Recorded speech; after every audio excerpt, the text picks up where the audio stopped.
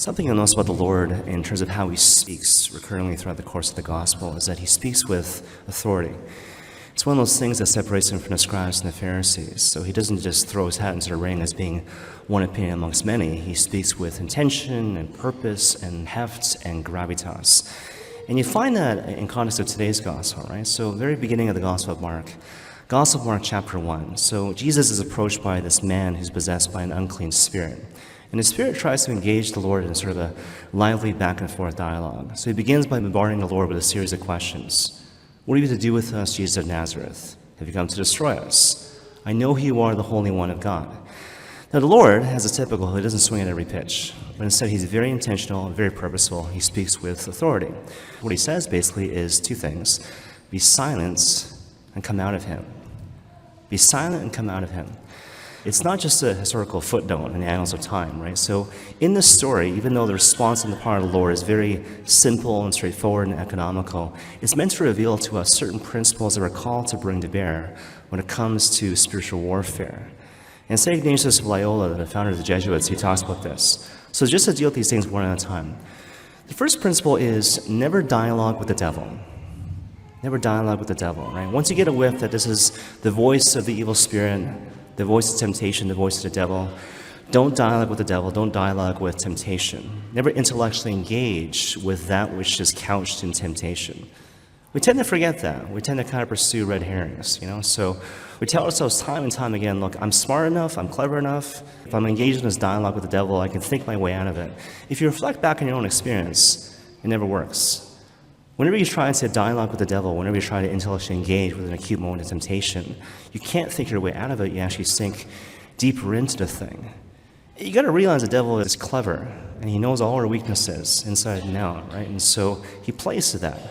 So what will typically happen, he'll couch moments of temptation in what we might call a grain of truth. So you're going about your life, all of a sudden a thought and idea kind of pops in your head. You might recognize, okay, this is not from the Good Shepherd. This seems to be an acute moment of temptation. But it seems kind of right. It seems kind of right. It's like 1% right, even though it seems to be 99% wrong. And so I feel like it would be intellectually dishonest to not engage with the thing. But then once you do that, you actually sink deeper into the moment of temptation. So you're called to recognize I should not and must not dialogue with the devil. Now, obviously, it kind of begs the obvious question, like, how can I tell? Like, how can I tell this is from, like, the Good Shepherd, the voice of the good spirit, as opposed to, like, the evil spirit? Certainly it takes practice, like knowing, like, what's going on in your heart, self-awareness in a certain sense. But something that I've always found really helpful is this story from the Gospel of Matthew chapter 13, the parable of the dragnet. And we talked about this before, right? So basically the parable of the dragnet revolves around this net, which is dragged upon the shore. And the net contains every manner of fish. And what you see is that there's a bunch of guys on the shore, and they're basically sorting out the fish into two piles. There's the good pile, and there's the bad pile. Now, as you know, because I think we talked about this parable before, and this parable is meant to be primarily emblematic of the final judgment, so hopefully it goes without saying. But at the same time, I would suggest this parable is really important when it comes to spiritual warfare. And it comes through in a certain translation issue, right? So, again, in the lectionary, when you hear it in the English, it's like the fish is sorted out into two piles, good and bad. But in the Greek, what you hear is fresh and rotten. So the fish come to shore, it's one of two piles. Does it go in this pile or that pile? The fresh pile or the rotten pile? And I love that translation because it really kind of brings to one's attention the binary option. It's either this or that. It's either good or bad, it's either fresh or rotten. Either as a thought which is from the Good Shepherd, in which case I'm called to taste and see and keep and ponder and draw life from this particular thought, which is calling me to better things, or it's not. And if it's not, don't dialogue with the devil. Okay. Now, the second part is this idea of firmly rejecting that which comes from the devil. So again, going back to the gospel, it's two parts, right? So be silent, be quiet, don't dialogue with the devil. But the second thing is come out of him. So firm rejection. And the key aspect there, the key concept is this notion of firmness. So St. Ignatius talks about this, right? So he says, imagine your spouse is annoying. I know. You're talking to your spouse and you're having kind of an annoying conversation. Sometimes what's required, he says, is to have a firm word and it really going in the conversation. Does it go into a dark place? We're not going to go there, right? So firm word at the beginning before it becomes more complicated, more heated, right? Some people find that analogy to be kind of difficult and problematic. So what you see is certain secondary source writers like Father Timothy Gallagher using an alternative analogy. So Father Gallagher uses this analogy of a snowball. So he says, imagine there's a snowball going down a hill or going down a mountain. And it starts off small, and it's easy to stop.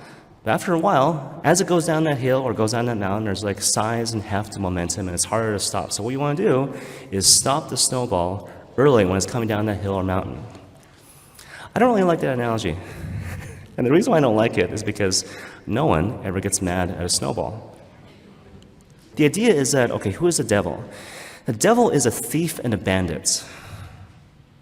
So the way to frame it is like, okay, here's this moment of temptation. It's not just like, oh, here's this neutral thing with abstract forces. The devil is a thief and a bandit. And to look at this moment of temptation as if the devil is trying to rob you of everything you hold dear. In this moment, he's trying to rob me of my peace and my happiness and my joy, my relationship with the Lord, fullness of life. If I'm clear about that, how do I respond? With firmness, with passion, and dare we say, anger. Really important thing, right? So firmly rejecting that which comes from the evil spirit. I want to close with a couple examples just to kind of drive the point home, right? One example from the Bible, another example from a movie, actually. So first of all, the book of Genesis, right? So you hear about how the world is created, and then all of a sudden there's that whole thing with our first parents, Adam and Eve. And there's that dialogue, right? So the serpent, who of course is the evil spirit, Satan, engages with Eve. And so there's a question that's posed. Did God say, you must not eat of any tree in the Garden of Eden, right? So you remember that question. And you remember perhaps how Eve responds. So she says, well, that's not exactly true. God said, actually, you can eat of any tree in the Garden of Eden, but the one tree you must not eat from is the tree of the knowledge of good and evil. Now, what's interesting about this story is that if you think about it, Eve actually gives the correct answer. But at the same time, if you read between the lines, at the end of the conversation, the deed is done. At the end of the conversation, she has doubt.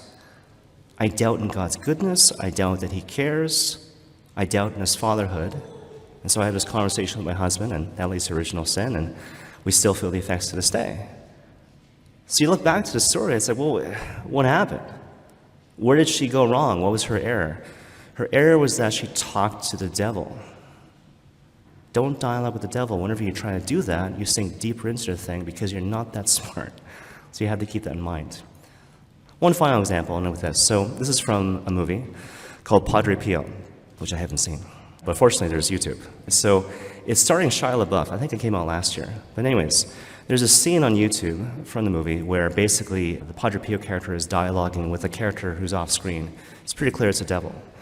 And it's really interesting, whoever wrote this scene, right? But basically, this off-screen character is speaking words of condemnation and accusation to Padre Pio. So the way the Lord speaks to us is by way of conversion, conviction. That's probably a better way to put it, right? So do these things, make these changes, big or small, and life will be better. In contrast, the devil says, you suck, right?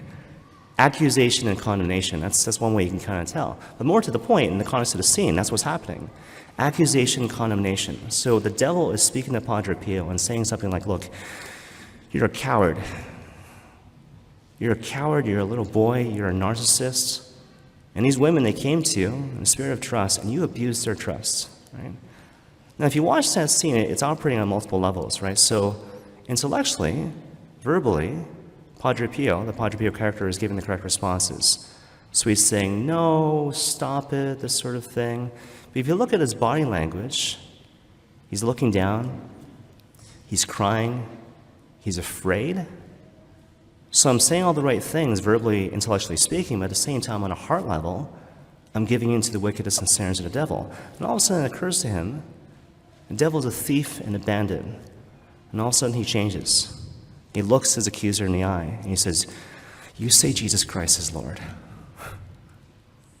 You say Jesus Christ is Lord. And he says it over and over again with greater firmness and passion and anger, because he knows, because the devil hates the Lord, he will never affirm the Lord in terms of his glory and his lordship. You say Jesus Christ is Lord. And with that, he wins the battle. Now, I want to qualify that just a little bit, right? So I want to make sure that you have the proper images of how you're supposed to go through life. So when you hear all these principles with regards to spiritual warfare, I don't want you to think, well, therefore, I'm called to go through life and like white knuckle it. Constant tension and anxiety and fear. The Lord never calls you to go that way. You got to realize on top of that, in a certain sense, the devil's power is rooted in fear. So don't go the way of undue haste, anxiety, stress, or fear. No. The invitation collectively here is to be clear. Shades of the gospel, right? Let your yes be yes and your no be no. In the early going, it's kind of annoying because you got to do it like over and over again, but after a while, it becomes habit and routine. This thought or idea enters my mind. Be super clear about it. Let your yes be yes, your no be no. Is this a good thought? Is it a bad thought? Is it from the Good Shepherd, or is it not? Is it fresh, or is it rotten? And again, to be clear, do I feel honestly in my heart the Good Shepherd calling me to taste and see and keep and ponder and savor and draw life from this particular thought? If no, ignore that thought. Don't dialogue with the devil. Firmly reject that which comes from the evil spirit. And if you're not sure, reject it. If it's from the Lord, it'll come back a different way. You can trust that. Again, it takes habit. It takes practice. It takes a while to get used to this. But once you do, the heart very naturally goes to where it's dying to go. That's the way the heart works.